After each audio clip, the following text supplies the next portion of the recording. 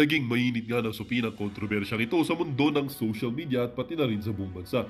Isang kontrobersyal na audio recording ang lumabas ngayon na di umano'y naglalaman ng mga pahayag mula kay unang ginang na si Lizatanas Mags kung saan ipinag-uutos niya ang pagpapategi kay VP Inday Sara Duterte. Ang audio na agad kumalat sa social media ay nagdulot ng malawakang galit at pagkabahala mula sa mga netizens at mga taga-suporta ng Vice Presidente.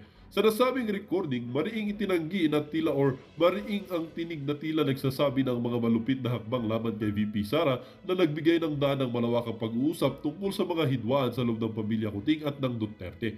Hindi pa matukoy kung totoo ang authenticity ng audio, ngunit mabilis itong kumalat at pinangunahan ng mga kritiko ni unang ginang na si Lizatanas Mags na magpakita ng kanilang galit sa issue. Bilang tugon, nagtipo ng mga miyembro ng Duterte diehard supporters or DDS at mabilis na dumating sa palasyo upang ipakita ang kanilang galit at tawaging accountable si unang ginang Lizatanas Mags sa mga aligasyong ito. Ayon sa ilang mga ulat, sinugod nila ang palasyo kung saan nais nilang personal na kaladkarin at magpaliwanag si Lizatanas hinggil sa naturang audio. Ang mga taga-suporta naman ni VP Sara ay nagsabi na ito ay isang seryosong banta laban sa buhay ng kanilang idolo at hindi nila ito papayagang balusutan.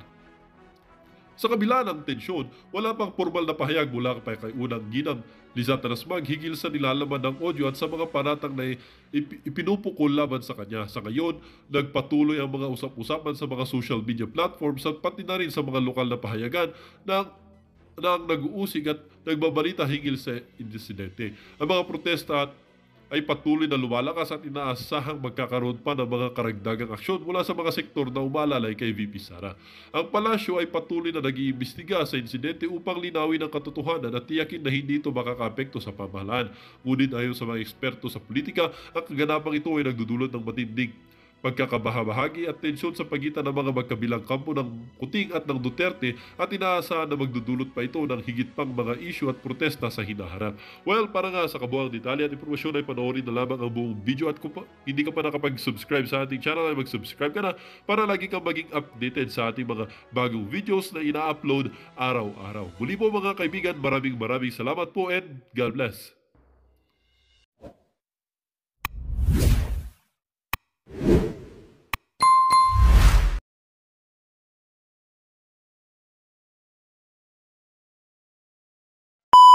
Sir Jay Sonsa, no? Dahil hindi, yan yung lumalabas na yun. Dahil hindi pinalusot, yan, kitang-kita nyo dyan, ha? Oo.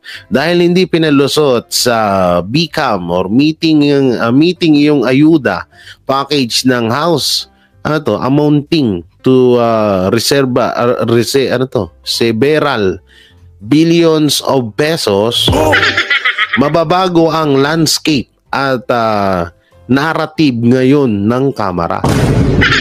Wala namang pang-maintenance sa mga pangunahing gumaganap dyan sa Quadcom. Sarkwela o sa swela, yung milyones na ginagamit nila kabilang ang para sa mga bayaran, resource person kuno, malamang wala ng pagkukunan. Maliban na lang kung palalimin at palalimin na ibalik sa final GAA na lalagdaan ng Pangulo kasi po nagawa na nila not only once but twice sa nagdaang pagkakataon noong isiningit nila ang AKAP at iba pang insertion para sa DPWH COMELEC at iba pang ahensya ng gobyerno. Ito yung pahayag ba to ni BP Sara? Atake kay BP Sara, paraan para pagtakpan ng kakulangan ng Marcos administration. Wala na kayong mapuna sa akin. Pinagtatakpan ninyo ang mga kakulangan ng pamahalaan. Ako ang ginagawa ninyong punching bag para hindi napapansin at nakikita at naririnig ng mga tao ang kalokohan at korupsyon at ang katiwalian na ginagawa sa gobyerno.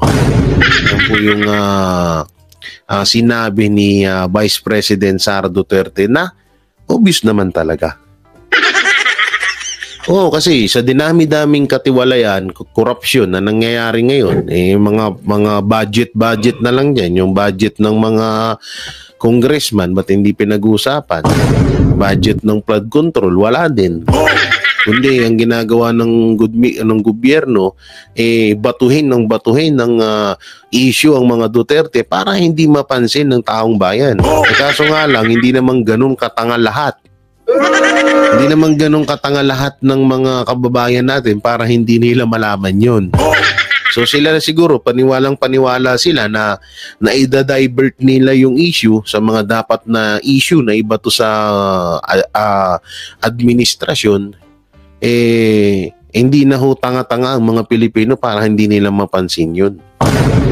At obvious naman Tama naman tong sinabi ni VP Sara na kaya nyo lang naman ako ginagawa ng issue para hindi mapansin ng taong bayan yung ginagawang pangungurap nyo sa kaban ng bayan. Sabi nga nila, di ba? Katulad niyan, nagsalita na si Marcos mapatungkol sa flood control na pag-uusapan daw sa Senate, hanggang ngayon wala. May impeach na lang ata si VP Sara, hanggang ngayon wala pa rin yung mga about sa confidential or sinatawag na budget ng flood control na yan na nagkakahalaga ng 1.4 billion kada araw. Di umano baka na naman isipin nyo. So samantalang mapunta ho tayo dito sa isa sa mga dito muna tayo sa isa sa mga congressman na ito ay involved pala sa ipinagbabawal na droga noon. At kaya pala galit na galit siguro, kasi isipin natin tinulungan sila sa tinulungan sila ng mga Duterte para itinaas yung kamay para manalo bilang mga congressman. So nagtataka tayo, bakit galit na galit sila sa mga Duterte? Wala naman tong ginagawang masama sa kanila. So kaya pala nagagalit sa kanila dahil dito siguro sa nangyaring ito na involved pala ito sa ipinagbabawal na droga. At alam naman natin na yan ang layunin ng administrasyon na mawala ang droga. Noong panahon ni Duterte, hindi ngayon na mawala ang droga sa Pilipinas. Kaya isa sa mga nasagasaan pala tong isang congressman na to. Kuno Oo, kasi isang post po ito ng isang sikat na page. Samantalang, ayan na yung mukha niya. Mamaya papakita ko sa inyo kung ano yung post na yun. So panoorin muna natin tong video. Matapos sabihin atat magpresidente si VP Sara, pinahiya si Kong Kunhon. Pinahiya si Kong Kunhon 2020. Si Sara na ang number 1. Pahiya ka ngayon. Wala na kayong maloloko dahil pare-parehas na kayong sinusuka ng maraming Pilipino.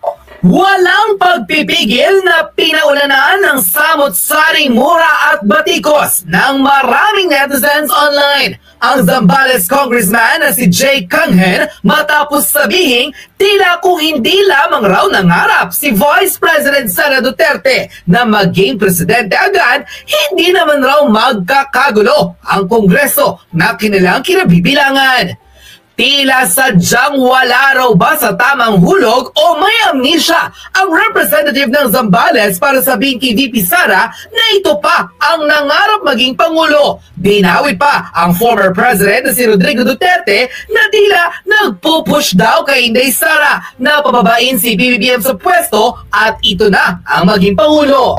Sa isang pambihirang pagkakataon, nagsalita na ang Vice President na si Sara Duterte at dito'y sinampal ng ebidensya ang Zambales representative na si Jay Kanghen na sinabi nito na 2022 pa lamang tambak na at hindi na mananalo sa kanya si BBM. Dahil sa samot-saring survey, ang nooy mayor ng Davao ang nangunguna ng may pinakamaraming boto at gusto ng taong bayan na siya ang sumunod sa kanyang ama bilang Pangulo. Ito na lang ito na lang isipin nyo maigi. Kasi ito galing to sa bunganga mismo ni Amy Marcos. Totoo yung sinasabi ni BP Sara na 2020 pa lang, alam na ng taong bayan kung sino dapat ang magiging presidente. Hindi si Marcos naman talaga eh. Kasi doon pa lang sa survey, talagang laging nangunguna si Vice President Sara Duterte bilang presidente. Kaso nga lang, hindi nga paulit-ulit na namin sinasabi na hindi naman kasi ganun kagahaman sa kapangyarihan ng mga Duterte. Kaya hindi ginawang tumakbo bilang presidente itong si Vice President Sara Duterte. At galing mismo yan sa bunganga ni Amy Marcos. So ibig sabihin, sinasabi mo, Jay Conhon, na sinungaling si Amy Marcos. Naku, yari ka nyo kay Marcos. No, sinabi mismo ni Amy Marcos sa kanyang interview doon sa vlog ni Doc Willie Ong na sila mismo ang nangligaw or nag-audition sa Davao doon sa bahay ni Vice President Sara Duterte. Kasi nung panahon na yon, dahil nga ugong na ugong at dahil talagang trending at palaging napag-uusapan ang pangalang Sara Duterte sa pagiging Pangulo nung panahon ng kampanya, nagdesisyon ng magkapatid na manligaw or mag-audition sa mga Duterte para maging Vice President ni Sara Duterte itong si Marcos Jr. So ngayon, wala talagang plano si BP Sara noong mga panahon na yun. Alam nyo naman na siguro yung kwento na yan. Wala siyang panahon na tawag dito na tumakbo bilang Vice President or Presidente noong mga panahon. Kasi gusto niya lang is maging mayor sa Davao lang. Diba? Pero sa kagawa ng kakapilit nga ng mga Marcos at napakagaling nilang mang-uto. Kasi alam mo kung bakit ko natawag na napakagaling nilang mang-uto. Ikaw mang-uto. Di sabihin na natin na ganun. Na talagang totoo naman real talk lang tayo. Na nauto talaga nila si Vice President Sara Duterte. Ito, sorry sa mga DDS sa mga supporters, pero yun ang totoo, na nauto talaga nila si Vice President Sara Duterte. At hindi lang si Vice President, kundi ang buong Pilipinas. Pero ikaw ba naman, pangakuan ka ni Marcos na isama mo ko, maging tandem tayo, tag team tayo. Lahat ng nasimulan ng mga Duterte ng papa mo, itutuloy ko. Yung mga kagustuhan mo, ibibigay ko. Siyempre, si Vice President, yun lang naman yung gusto nila. Unang-una kasi, alam naman ni BP Sara na medyo matrabaho talaga ang pagiging presidente. Alam niya yan dahil dinanas ni PRRD yun. At naikukwento sa kanya ni PRRD yung mga nangyayari noon, nung panahon na presidente siya. Kaya siguro napag-isip-isip ni Vice President Sara Duterte na sige, ikaw na maging presidente at Vice President lang ako dahil hindi ko naman talaga gustong maging presidente at hindi naman kami gahaman sa kapangyarihan. So yun, nakita naman natin at nalaman na natin kay BP Sara kung ano yung mga pinangako niya ni Marcos sa kanya na hindi naman naitupad, hindi naman natupad. Kahit nga yung mga project ng mga Duterte, kahit nga yung war on drug, di ba, baling-bali. Dati, panahon ni PRRD, mga adik nakukulong, ngayon yung mga adik nakakawala. Diba? So dito, talagang supalpal dito si Jay Conhon, pero mamaya may ipapakita tayo. Bilang ebidensya, inilabas natin ang iba't ibang survey noong 2021 hanggang 2022, ilang buwan bago mangyari ang 2022 election, kung saan tunay nga na si Inday Sara ang mas pinipili ng majority ng taong bayan na maupo sa Malacanang. Sa isang presidential election survey noong 2022, nanguna ang former mayor ng Davao na si Inday Sara Duterte with 22%, na sinundan ng senador na si Grace Poe with 13%, si Pacquiao ng 12%, kung saan nakatay nito ang mas mataas pa nga si Marcos kay mas mataas pa si Pacquiao kay Marcos. Si BP Sara 27%, samantalang si Grace Poe 13% lang. Sinukuyang Pangulong si Bongbong Marcos na mayroong 12% na boto. Sinundan ng former Manila City Mayor na si Isko Moreno, Senator Christopher Lawrence Bongo, Lenny Robredo, Chicho Soto, Cayetano, Rojas, Villar, Lacson, Angara, Rodrigo Duterte, Escudero at Gordon. Sa inilabas ng Pulse Asia Survey mula November 23, Ito, balita to ng GMA ha. Ayan, makikita nyo naman, no, balita ng GMA, no, 2022 election. 26% si BP Sara bilang presidente. Samantalang si Marcos, 14%. Grace po, 14%. Isko Moreno, 12%. At Manny Pacquiao, 10%. Ang supalpal dito si Kangkong. hanggang December 2, 2020, kalagitnaan ng pandemya. Nangunguna si Inday Sara sa 2022 Election Presidential Preference Survey na may 26%, na sinundan lamang ng dating senador na si Bongbong Marcos with 14%, na siya namang katay ni Senator Grace Poe. Sinundan ng Manila City Mayor na si Isko Moreno with 12% at Manny Pacquiao with 10%. Alam nyo ba na taong 2021, mas preferred ng taong bayan sa presidential at vice presidential election noong 2022 ang mag-amang Duterte na kapwa nakakuha ng pinakamataas sa pwesto sa pagkapangulo at Grabe, no? Alam niyo, totoo to ha. Kaso, di na rin natin kasi masisisi si PRRD ba't hindi nila tinuloy ito. So, totoo siya, umugong talaga to. Na ang magiging vice president ni BP Sara ay si PRRD, si dating Pangulo. Kung nagkataon sana, tangina, ganda sana ng kalakaran dito sa Pilipinas. Kaso wala, na budol din kasi si BP Sara ni Marcos eh. Ang galing kasi umacting din talaga ni Marcos eh. Pang-Oscar Award eh. Gago! Diba? Pang-Oscar Award yung actingan ni Marcos, kaya talagang siguro nadala tong si BP Sara eh. So tuloy natin. Vice Pangulo ng bansa. Sara Duterte got 28% for president, na sinundan ni Bongbong Marcos with 13%, Isko Moreno with 11%, Grace Poe with 10%, Manny Pacquiao with 10%, Lenny Robredo and Alan Cayetano with 5%. Sa pagka-vice president naman, ang una ang ama nitong si Rodrigo Duterte with 18%, na sinundan ng Manila City Mayor na si Isko Moreno with 11%, dating Senador Alan Cayetano with 10%, Grace Poe with 10%, Bongbong Marcos with 9%, Tito Soto with 7%, at Manny Pacquiao with 6%. Ganda rin sana no kung sakaling si Isko Moreno tapos si BP Sara, no, panalo din. Oo, isa parehas ng ano yan eh. Ang ganda nung tandem na yan. Unquote. Matapos ang balitang ito, nasan raw ang kayabangan ngayon ng isa sa mga Young Guns member at Zambales representative na si Jay Kanghen? Ito nga tabingi din yung panga oh. Gago! Ulitin natin. Tingnan niyo yung pagpasok ng video. Sa mga Young Guns member at Zambales representative na si Jay Kanghen, nang sabihin nitong masyado raw kasing maagang nangarap si Vice President Sara Duterte na maging Pangulo. Itong ina, no, makapagsalita tong congressman na to. Anak ng teting eh, kung di nga tinaas ang kamay ni PRRD, di ka rin naman din nanalo. Gago! Ngunit hindi itong sinasabi ng ebidensya mula 2020, 2021 hanggang 2022 kung sa survey pagbabasihan.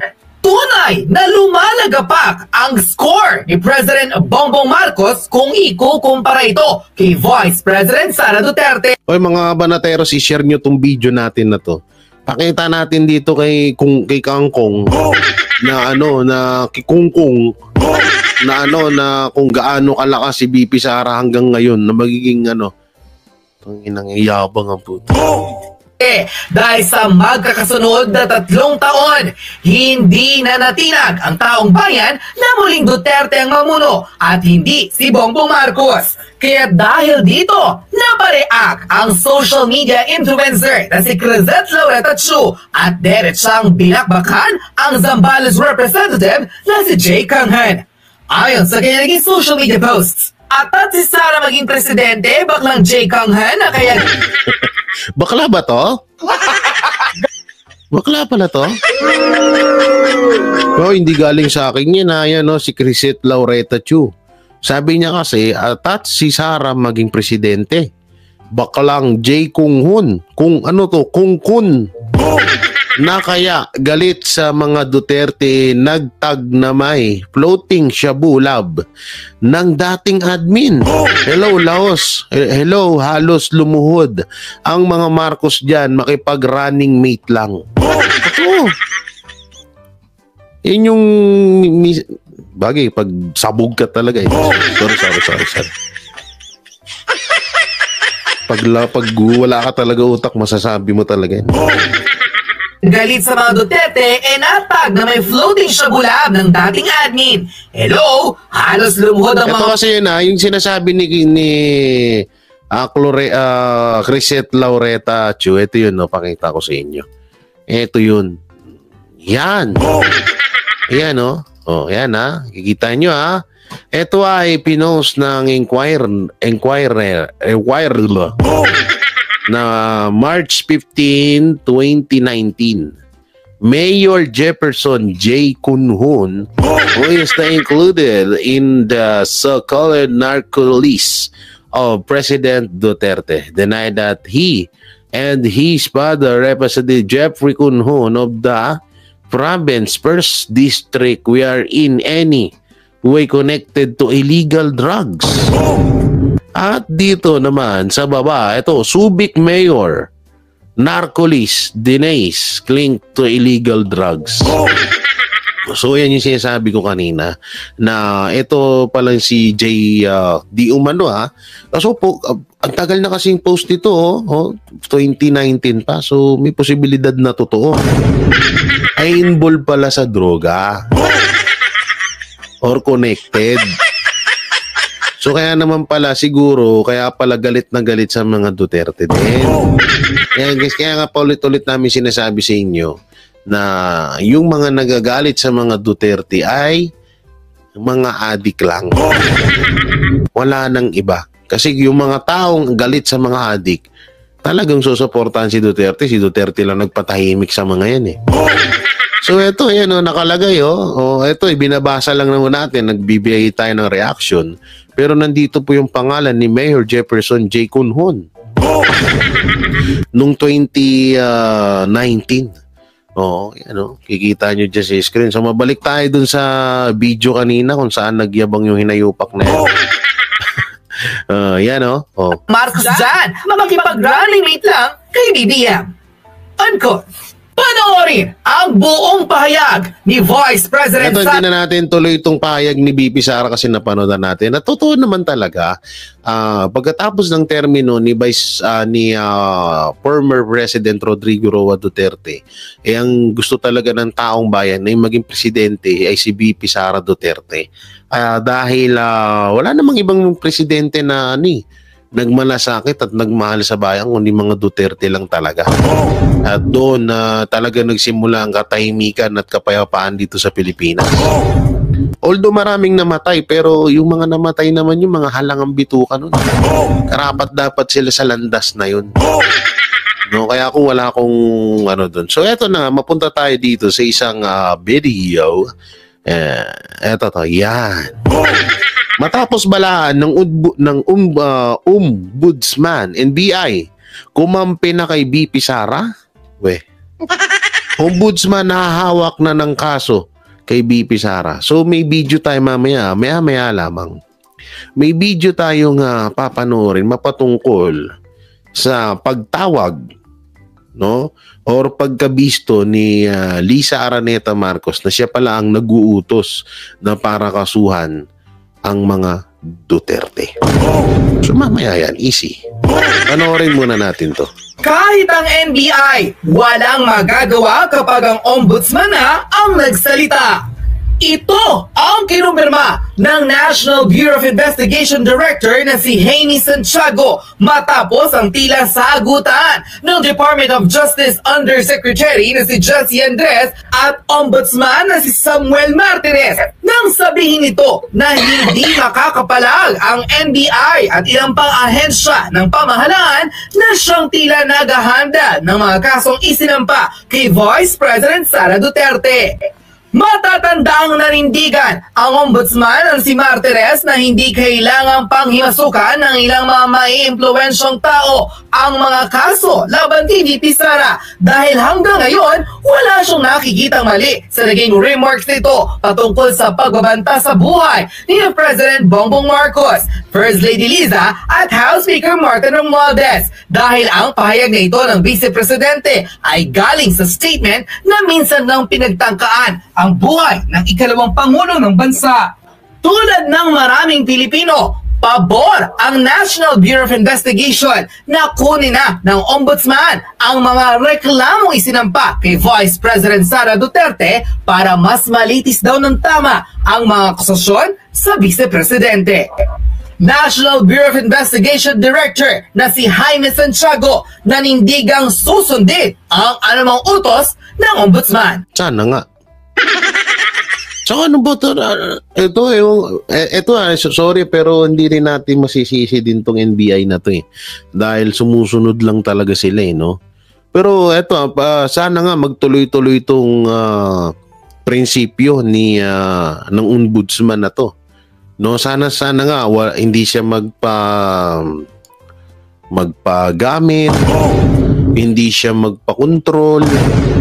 No, kasi halos nakikita naman natin kadalasan ngayon talagang lahat parang nakokontrol ng administrasyon.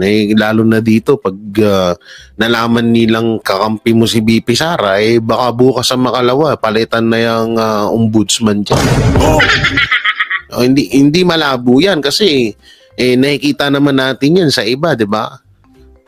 Pag against ka sa gobyerno, pag hindi ka kaalyado, tatanggalin ka para hindi ka makapagsalita at hindi mo magamit yung kapangyarihan mo sa gobyerno. Katulad lang yan, nila Marcoleta, diba? Tinanggal sa komite dahil kakampi ng mga Duterte. Ito, sana nga magtuloy-tuloy ito at sana hindi ito kasama sa mga palabas. Kasi minsan, na tayo trauma na tayo eh. Alam niyo, may mga trauma na tayo na ang galing nila sa mga palabas. Magugulat ka na lang, akala mo kakampi, yung pala biglang babaliktad. Diba? Biglang babaliktad, biglang magugulat tayo, punta na kakampi na ng Marcos. Noong una, pinagtatanggol pa ang mga Duterte, mga ilang araw, wala na. Kaya nga ito nakakatuwa nga kaming mga banateros, minsan nagiging proud kami sa isa't isa dahil sa dinami-daming tangka sa buhay namin, sa dinami-daming pera na kahit lalo na ako pinakamahirap sa banateros. No? Maraming offer sa amin na pera para lang kumampi sa administrasyon or wag banatan ng administrasyon or tinatawag na kalabanin namin ng mga Duterte pero hindi kami nagpadala doon dahil sa tinatawag na prinsipyo. Kasi hindi naman na to basta vlog lang, hindi na to basta alam niyo yun, hindi na to basta kumikita kami sa YouTube. Nandun na yung kumikita kami. Pero yung pinaglalabang kasi dito para na sa Pilipinas. Para sa bansa, hindi lang sa pang sarili namin at hindi lang din sa kasi una, ang kaya namin ginagawa to is kasi nga para sa bayan, para sa susunod ng mga henerasyon na isisilang sa bansang Pilipinas. Kaya nakakatuwa lang kasi may mga iilan pa na mga natitira na hindi nagpapadala sa pera, hindi nagpapadala or hindi nagpapakontrol sa mga anti-Duterte. Kaya nakakatuwa lang. Sana magtuloy-tuloy yan, no? Narito't panoorin ang full video! Mag-insist lang po sila to take over. Will you cooperate, sir? Yes. Di mas mabuti sila na mag-imbestiga na nakaligtas na kami. Investigation Director na si Jaime Santiago ang kumumpirma na hindi sila papalag kung sakaling kunin na ng Ombudsman ang mga kasong isinampa laban kay Vice President Sara Duterte. At sunod ito sa unang naging pahayag ng Undersecretary ng DOJ na si Jessie Andres na tila nakagrian pa di umano ang Ombudsman na si Samuel Martinez sa naging pagpapatotoo ng NBI Director na si Santiago. Ayon sa kanya, ang Ombudsman pa rin talaga ang may kapangyarihan sa lahat ng mga reklamong isinampa kay Vice President Sara Duterte. Sana nga, no? Sana, Ombudsman, tama ba, Martyr? Sana tuloy-tuloy ang pinapakita mo sa amin ngayon at sana hindi parte ng drama ng administrasyon niya. Samantalang mapunta ho tayo dito sa etong gusto ko lang ipapanood sa inyo to na paghahain ng karagdagang reklamo versus BP Sara Duterte pinag-aaralan ng PNP. Kasi mukhang sablay sila sa NBI ngayon eh. Kaya medyo tumakbo na sila sa PNP. Panoorin natin. Balak pa raw dagdagan ng Philippine National Police sa mga reklamong isasampa nila kay Vice President Sara Duterte. Kaugnay pa rin yan ang nangyaring komisyon sa paglilipat noon sa kulungan sa Chief of Staff ng BICE. Nasa frontline balitang yan si Brian Castillo. Kasunod ng mga reklamong direct assault, disobedience at grave coercion, kinumpirma ng Di tayo magtataka tong dalawang polis na to. Philippine. Kaugnay pa rin yan ang Asan na yun? Ito. Ay, pakita mo sila. Pakita mo yung dalawang ano. Ano? Hindi tayo magtataka yung dalawang polis na yan. Soon or sa ilang araw, mataas na ranko niyan. Kasunod ng mga reklamong direct assault, disobedience at grave coercion, kinumpirma ng Philippine National Police na balak pa nilang dagdagan ang mga sasampang kasong administratibo Kaping-kapi ang kapulisan. kriminal. Hindi, ito naman alam naman natin sumusunod lang itong mga to. Kaya hayaan na lang natin muna. Laban kay Vice President Sara Duterte at sa kanyang mga staff. Kaugnay ito ng pagtulak at pagtaboy nila sa mga responding pulis sa paglilipat kay Attorney Zuleika Lopez sa Veterans Memorial Medical Center noong nakaraang linggo. Ang CIDG po ay patuloy pong nag-iimbestiga at kumakalap po ng mga ebidensya to support other possible cases that would be filed against those responsible. Una nang sinabi ni VP Sara na panggigipit lang ang lahat ng pag-atake sa kanya ng Administrasyong Marcos. Pero pagdilinaw ni PNP Chief Police General Romel Marvi, trabaho lang ito at walang bahid ng pamumulitika. Wow! Gago! Trabaho lang ito. Walang habahid ng pamumulitika. Sana all. Gusto lang daw ipakita ng PNP na may pangil ang batas at hindi lang ito ginagamit laban sa mahihirap. Wow!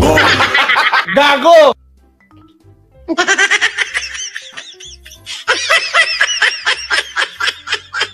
Nasaan na yung headset ko? Ayop na yan, hindi ko na makita. May pangil ang batas at hindi lang daw sa mahihirap. Anak ng teting, grabe talaga, grabing drama to. Oo, ang lupit, no? May pangil sa batas pero yung convicted nagsasalita sa hearing. Ilang congressman dyan yung involved sa droga, ilang congressman dyan ang may mga kaso, di umano ha. Pero hindi nyo na-actionan, tapos may pangil sa batas. Pangilan nyo. Ay, sorry. Ay, naku po, Marvin. Kaya tuloy. Hindi natin pinalagpas yung pananakit at pagmumuka sa ating mga pulis. Hindi natin po pwedeng palagpasin ang ginawang aksyon po ng ating pangalawang Pangulo. Ayon pa sa PNP, lisensyadong gun owner si VP Sara. Pero dahil sa patong-patong na reklamong kinakaharap niya, pinag-aaralan na rin kung dapat na siyang alisan ng License to Own and Possess Firearms o ELTA. Bukod sa PNP, may nakabinbinding sabina si VP Sara sa NBI. Kaugnay naman ito ng death threat niya kina Pangulong Bongbong Marcos, First Lady Liza at House Speaker Martin Romualdez. Hindi niya sinipot ang unang sabina noong Biyernes at nanghingi pa siya ng advance questions. Pero hindi raw ito pagbibigyan ng NBI. Kaya akala ko ba pahayaan ng ombudsman dyan? Ba't na naging ganyan na naman? Cabinet to provide na gano'n in any other Baho nyo. Inurong nga sa December 11 ang sunod na pagdinig ng NBI kaugnay sa kaso ng bise. Kapag hindi pa rin daw siya sumipot o kahit ang abogado niya, ide-diretso na ang kaso sa DOJ. Wow! Nagpapadita mula sa front. Idadiretso na ang kaso sa DOJ. Pakialam namin. Ay. Gago! Ay, naku po. Grabe talaga ginagawa kay no, sa mga Duterte, no? Kaya hindi naman nabago yan. Ganyan naman na talaga kayo. Samantala, mapunta na tayo kay Ma'am Shitars. Samantalang mapunta na tayo sa ating main topic. Eto, Eto. NBI na dulas. Si Lisa Marcos pala ang taga-kumpas. Grabe to So ito po yung video. Siguro. Iyan grabe nadulas. First Lady. So ito ay nasa 53 seconds lamang po. No? So madaling salita, ito ay 44 seconds. Na mabilis lang itong video na to. Pakinggan nyo maigi at panoorin nyo ng maigi yung mga sasabihin dito sa video na to. So panoorin po natin. Eto na. Pagpapaliban dito po sa naturang supposed to be po imbitasyon kay VP Sara, ito ho bang December 11 na inyo pong itinakdang imbitasyon ad testificandum ay huli na po ito kung sakasakali po o meron pa hong palugit na isa pa? Depende po sa mangyayari sa December 11. Kung mayroong pasabi again si Vice President. Gago, yun narinig niyo yun? Si Purse. Ulitin natin ulitin natin. Pakinggan nyo maigi, ulitin natin. Play. Pagpapaliban dito po sa naturang supposed to be po imbitasyon kay VP Sara, ito ho bang December 11 na inyo pong itinakdang imbitasyon ad testificandum ay huli na po ito kung sakasakali po o meron pa hong palugit na isa pa? Depende po sa mangyayari sa December 11. Yan may pa to, may subtitle na. Depende po sa mangyayari sa December 11. Tuloy. Kung mayroong pasabi again si kung mayroong pasabi again si kung meron daw pasabi again si sino? First, si Vice President at justifiable ang reason niya. Nadulas siya dun sa purse. Sasabihin niya dapat kung si First Lady. Si Vice pala. Play. Sa pag hindi pagdalo, maaaring pagbigyan pa uli namin. Subalit, kung dadating ang December 11, ni ho, wala kaming matanggap, walang abogadong pumunta sa aming opisina, we will proceed with our investigation. Okay. And then, you will proceed sa inyo pong investigasyon, kumbaga, yan yun po yung video na tinutukoy natin na lumabas ngayon. Kung against daw kung may sasabihin pa daw, against. Kasi tignan niyo yung pagpapalib. Tignan niyo yung pagkakasabi ng NBI chief dito. Kasi sinasabi niya, depende po kung may sasabihin pa po against si Purse. Grabe. Tuloy natin, isa pa. Dito po sa naturang supposed to be po imbitasyon kay VP Sara, ito ho bang December 11 na inyo pong itinakdang imbitasyon ad testificandum ay huli na po ito kung sakasakali po o meron pa hong palugit na isa pa? Depende po sa mangyayari sa December 11. Kung mayroong pasabi again si pasabi pasabi. Ang kasi dito pasabi. Kung mayroon pang pasabi. So ibig sabihin parang inuutusan or sinasabing pasabi, pakisabi kay ganito. Parang inuutusan nitong NBI dito sa siya naman nagpahayag nito Okay, play. Si First. So ulitin natin sa December 11. Kung mayroong pasabi again kung merong pasabi again si merong pasabi again si merong pasabi again si Vice President, merong pasabi again si depende po sa mangyayari sa December 11. Kung merong pasabi again si Ayan linaw. Grabe yun. Depende daw kung merong pasabi si VP Sara. Akalain mo naging Vice President, First Lady pa. Gago! Ay, nako. Ang lupit, no? Saan nakita nun? Vice President na, First Lady pa. So yun, mga banateros, ewan ko, hindi ko na narinig naman ninyo siguro at may subtitle pa. Gusto nyo, lakihan ko pa. O, lalakihan ko pa, ulitin ko pa, ha? Para mabasa nyo yung subtitle sa mga sasabihin. Okay, play. Pagpapaliban dito po sa naturang supposed to be po imbitasyon kay VP Sara. Ito hubang December 11 na inyo pong itinakdang imbitasyon ad testificandum ay huli na po ito kung sakasakali po o meron pa hong palugit na isa pa? Depende po sa mangyayari sa December 11. Kung merong pasabi again si